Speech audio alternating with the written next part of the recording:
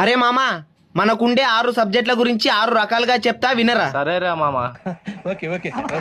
సూర్యుడు వస్తేనే వస్తుంది వెలుగు, నాకు ఇష్టమైన సబ్జెక్ట్ తెలుగు.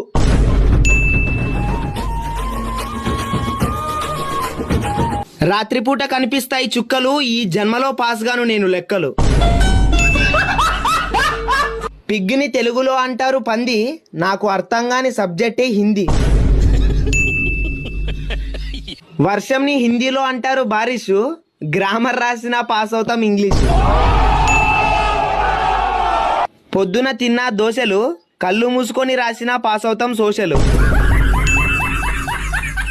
మా ఊర్లో పొద్దున 10 గంటలకి తెరుస్తారు వైన్స్, తొందరగా చచ్చిపోవాలంటే చదవాలి సైన్స్.